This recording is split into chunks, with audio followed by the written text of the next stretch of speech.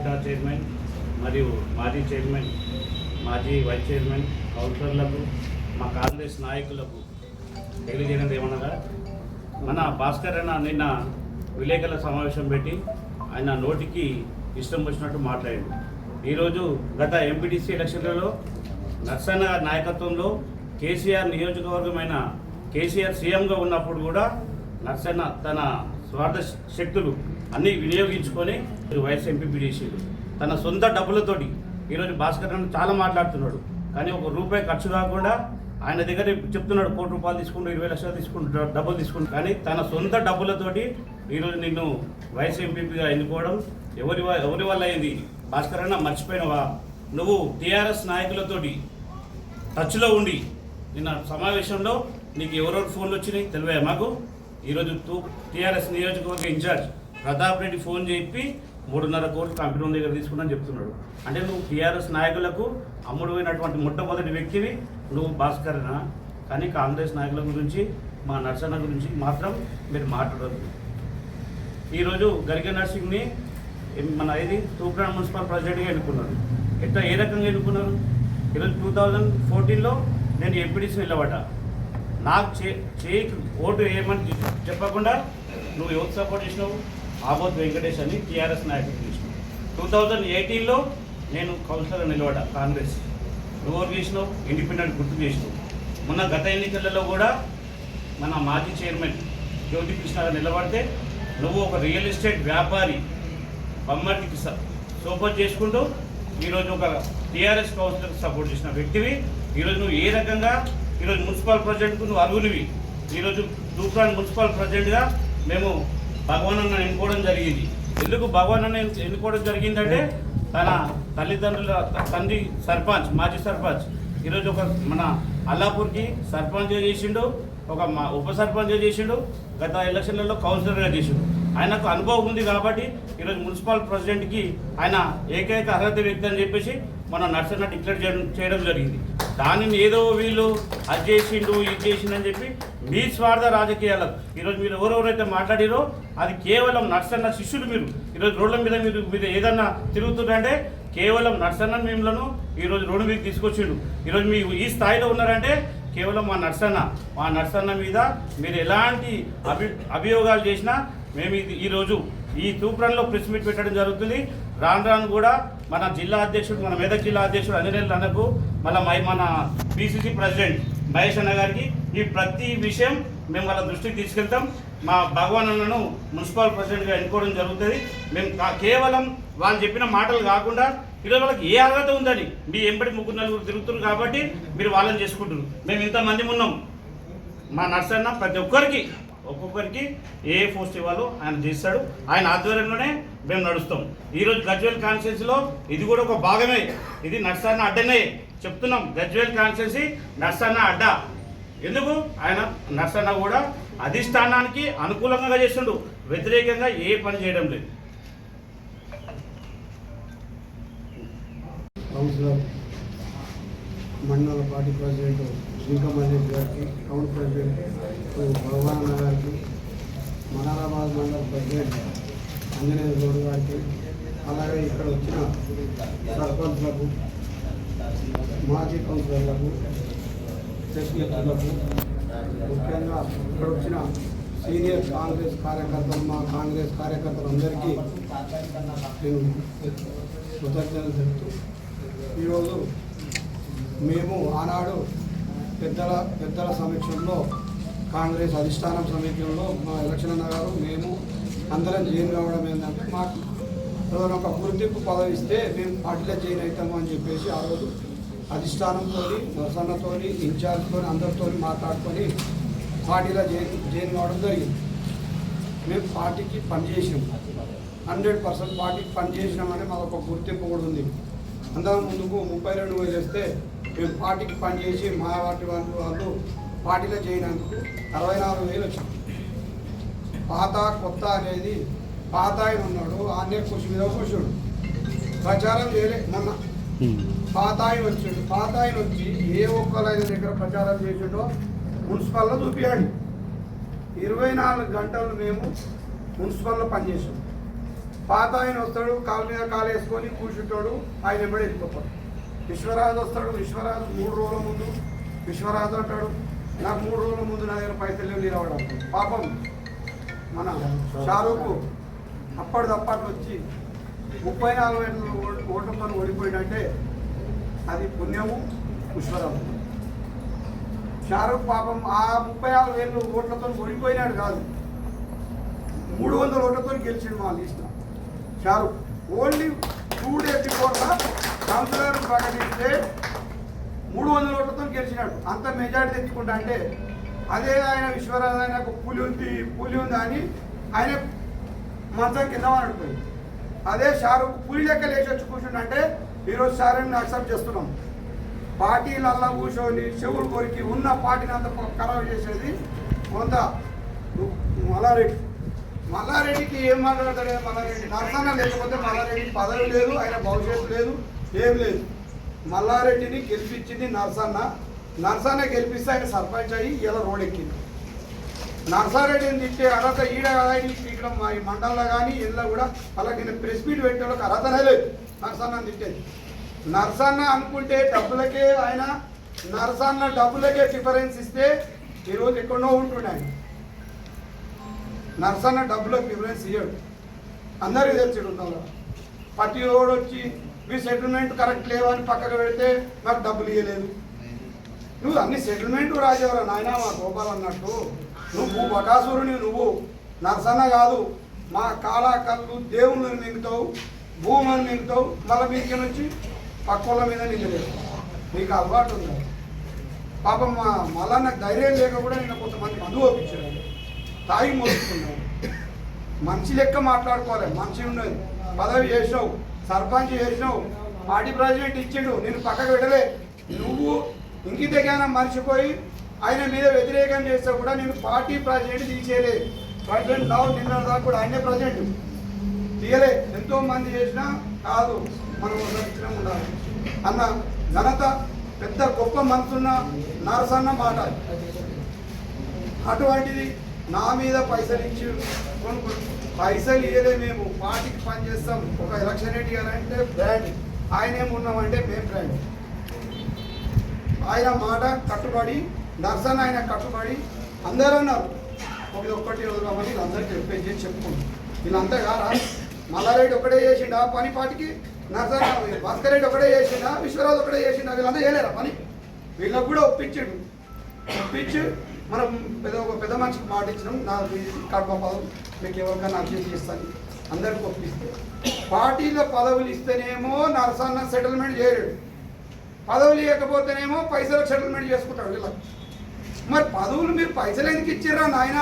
మీరు పార్టీకి పనిచేసిరు కదా, సీనియర్ ఆయననే లొల్లి పెట్టవచ్చు కదా, మా డబ్బులు ఎందుకు అడుగుతున్నామని అందరికీ చెప్పుకోవచ్చు కదా. మీరే దొంగలు కదా, పార్టీలు పైసలు తీసుకోమని మాట్లాడుతున్నారు, అన్న మీద బదలాపెత్తున్నారు. మీరు ఎందుకు ఇస్తున్నారు? సీనియర్లు కదా, మీరు ధ్యానం ఎందుకు చేసిరు అని అడుగుతున్నాను నేను. మీరు పార్టీకి పనిచేసి నిజాయితీ ఉంటేనే పార్టీకి పని చేసినా నాకు పదవి ఇవ్వాలని కొట్లాడాలి. కానీ మీరు ఎందుకు బేరం చేసిరు అంటున్నా. నరసన్నను ఎందుకు బదలాం చేస్తారు? పైసలు తీసుకుంటుంటే మీరు దొంగలు ఆయన దొంగలు చేసుడు ఎందుకు? పెద్ద దొంగలు మీరు, అందరికీ తెలిసి ఏమేమి చేసే వాళ్ళ సంగతి కూడా తెలుసు. డబల్ బెడ్రూమ్ నేను ఉష్గా కొట్టినట్టు నా ఊళ్ళో డబల్ బెడ్రూమ్ కట్టించిన ఈ మండలంలో పోయి నా డబల్ బెడ్రూమ్ని చూసి మేము పత్రిక మీడియా మిత్రుల ముఖంగా చెప్తున్నా, నా డబల్ బెడ్రూమ్ 5 లక్షలకు అయితే నేను ముగ్గురు నా దగ్గర వస్తాను ఖర్చు. నేను ఒక్కొక్క డబల్ బెడ్రూమ్ మీద 2 లక్షలు 3 లక్షలు ఎక్స్ట్రా పెట్టి నా ప్రజలు కట్టించాను.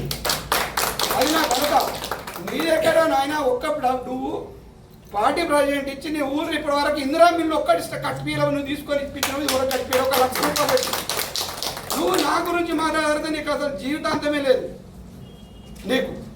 నువ్వు ఒక ఇందిరా మిల్లకు ఒక 2 ఇళ్ళకు 2 లక్షలు ఇచ్చి కట్టిపించిన ఘనత అయితే నువ్వు పెద్ద మనిషి అవుతుంది. ఇల్లే ఒకటలేవు. నువ్వు ఇందిరా మిల్లు ఇచ్చిన ఒక గరీబ్ ఒకటి 1 లక్ష రూపాయలు స్టార్ట్ చేయాలి. నేను ఒక్కొక్క ఇల్లు వెనుక 3 లక్షలు 4 లక్షల రూపాయలు కట్టాను. నా డబుల్ బెడ్రూమ్ అంటే ఆయన చూపిస్తాడట. ఆయన ముఖం కన్నా మంచిగా ఉంది నా డబుల్ బెడ్రూమ్లు, రండి చూపిస్తా, నేను అమ్ముతా ఏదానికైనా. నా డబుల్ బెడ్రూమ్ల గురి నా పదవి. నేను గతంలో వైస్ ప్రెసిడెంట్ చేసిన, నాకు ఇన్ఫ్లుయెన్స్ ఉంది. నేను ఒక పెద్ద మనిషితో ఇంకా పనిచేసిన, నేను అందరికీ ఒప్పించుకున్నా నాకు అధిష్టానం పని చేస్తావు వెనక ఉంటుంది అని చెప్పేసి మాకు పదవి ఇచ్చింది. పదవి వాళ్ళకి ఇస్తేనేమో పైసలు లేవు, నాకు ఇస్తే పైసలు తీసుకున్నాను. మరి వాళ్ళు ఎందుకు పైసలు పేరని పోయారు? వాళ్ళు మంచోళ్ళే కదా, పార్టీకి పని చేసినోళ్ళే కదా, సీనియర్గా. వాళ్ళు ఎందుకు ఇవ్వాలి పైసలు? నేను అంటే ఇచ్చినాను ఒప్పుకుంటాం అనుకో, నువ్వెందుకు ఇచ్చినావు? మరి రమ్మను పుల్లె దూరదాం. నేను ఇచ్చిన పైసలు నేను దొరుకుతాను, నేను ఇవ్వలేదని వాడు దూరమను. నేను ఇవ్వలేదని నేను దొరుకుతా, వాడు ఇచ్చిన వాడు దూరమను. అన్నీ అనవసరమైనవి. మనిషికి ఉంటే మనిషి లెక్క మాట్లాడాలి, మనిషిని దిగదాచి మాట్లాడద్దు. మనం మనుషులం. నీకు పార్టీ నచ్చలే, నువ్వు పని చేసుకుంటూ చేసుకో. కానీ దాన్ని నువ్వు ఇవి తీసుకున్నావురా, అవి తీసుకున్నావురా, ఏం మాట్లాడినా మీరు మీ అన్నలు ఉన్నారు, అన్న గౌరవిస్తాం, తమ్ముడు గౌరవిస్తాం. అది మన మానవత్వ ధర్మం. నువ్వు మానవత్వ ధర్మం మర్చిపోతున్నావు. ఏంటికి నువ్వు ఎన్ని కబ్జాలు చేసినావో రేపు పొద్దుగాల మేము అందరికి ముందర పెడతాం. మా గోపాలన్న అన్నట్టు మా గోపాలన్న చూపిస్తాడు, నిన్ననే ఒక్కపై రాపిస్తాడు. ఏవేవి కబ్జా పెట్టావు, ఏవేవి ఏం చేసినావు, ఏమేం చేసినావు అనేది మా గోపాలన్న రాస్తాడు. ఆయన అన్నీ ఉన్నాయి, మా వెంకటేశ్వర దగ్గర కూడా ఉన్నాయి. మీరు సిద్ధాంతం మొత్తం తీసుకెట్టారు నాయన. నువ్వు పార్టీకి ఉండి పార్టీకి బస్సు వస్తుంది అంటేనే నువ్వు ఉల్టా ప్రచారం చేస్తున్నావు, డబ్బులు తీసుకుని బదనాం చేస్తున్నావు. నీకు అనుకూలంగా కబ్జా పెట్టుకోరా నాయన అంటే నిమ్మలంగా ఉంటావు. అది నీ ధర్మం. ఇటువంటి సెటిల్మెంట్ బ్యాచ్లు ఎవరో మీకు అందరికీ తెలుసు, మా పత్రిక విలేకరులకు కూడా తెలుసు, మీడియాకు కూడా తెలుసు. మేమేం చేసుకుంటామో మీరు మిత్రులకు తెలుసు, అందరికీ తెలుసు. సెటిల్మెంట్ బ్యాచ్ చేయడంతో తెలుసు, కష్టం చేసుకొని భక్తులు ఎవరో తెలుసు. ఆ దేవుడు ఉన్నాడు, మా ఆల లెక్క మీ పత్రిక మిత్రులు ఉన్నారు, మీ మిత్రులకు అంతా తెలుసు. కష్టజీవులు ఎవరు, సెటిల్మెంట్ జీవులు ఎవరు. ఆయన నర్సన్న పెంచితే ఇవాళ నర్సన్న పెంచుతున్నాం, పొడుస్తున్నాం. రేపు ఇవాళ పాపం మైనంపల్లి అన్న ఆయన కూడా ఎన్నుకోవడం వస్తుంది. మైనంపల్లి అన్న జరిగిన ఎత్తు పొడుగు ఉన్నట్టు అనుకుంటున్నాను. మైనంపల్లి అన్న కూడా పోటు పొడుస్తాడు. నర్సన్న కొట్టినవాడు మైనంపల్లి అన్న కూడా. రాజకీయం చేస్తున్నాం, ఒకరికి ఒకనాడు వస్తుంది, ఒకరికి ఒకనాడు వస్తుంది. అందరం కలుపుకొని పోయి అందరం కలిసిమెలిసిపోండి, మెప్పించుకొని రాజకీయం చేస్తే ముందుకు పోతుంది. కానీ నీకు గ్రంథాలయ చైర్మన్ యొక్క పాపం వాళ్ళిద్దరిని బలి చేసాడు. ఎవరిని ఇక్కడ భాస్కర్ రెడ్డికి ఎక్కించాడు, అక్కడ మల్లెడికి ఎక్కించి ఇద్దరు పంచాయతీ పెట్టాడు. వాళ్ళిద్దరిని పాపం నర్సన్న దూరం చేసాడు. ఈయన గ్రంథాలయ చైర్మన్ రాకపోతే మా అక్కకు వచ్చినాడు. మరి మీ అక్కకు వచ్చినప్పుడు నువ్వెందుకు లొల్లి పెట్టావు, నువ్వెందుకు నర్సన్న తిట్టావు?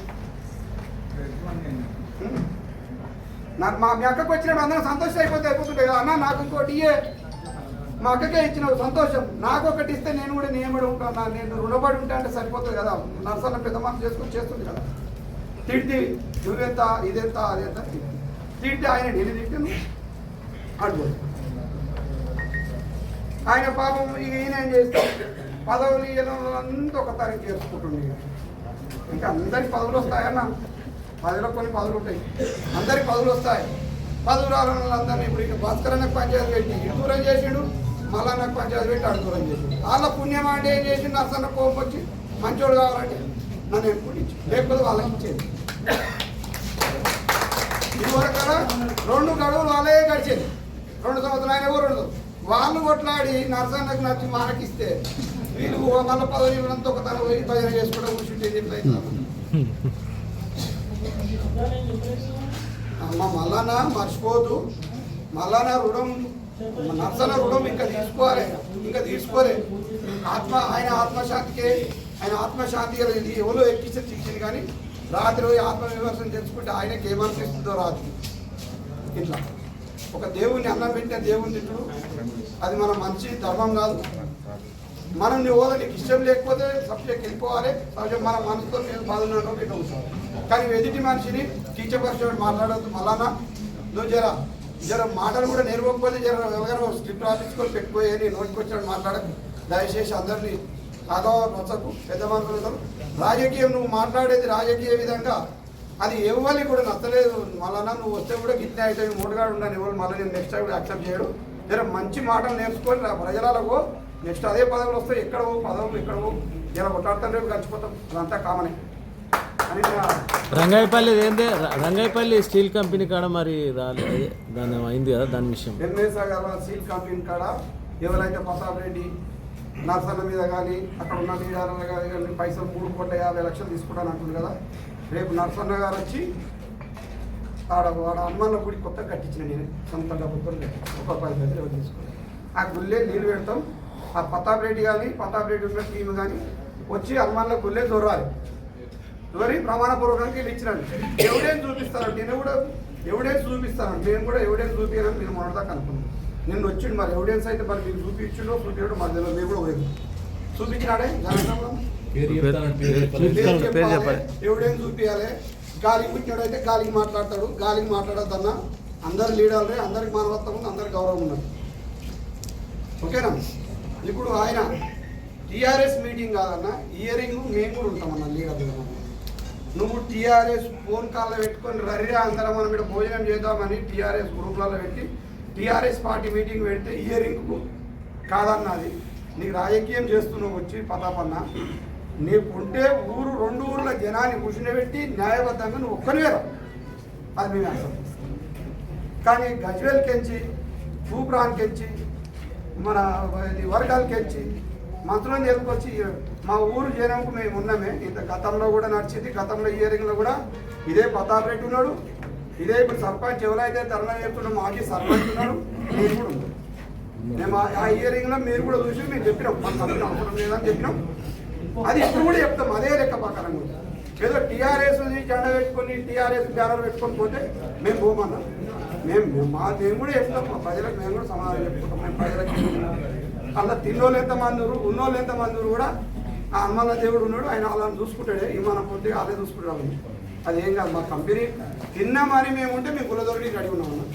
వాడు ప్రూఫ్ ఇస్తాడు, వాడు ప్రూఫ్ ఇచ్చి ఆడుకునేదో రాదు. దానికి మేము యాక్సెప్ట్ చేస్తాం అన్న ప్రజలు.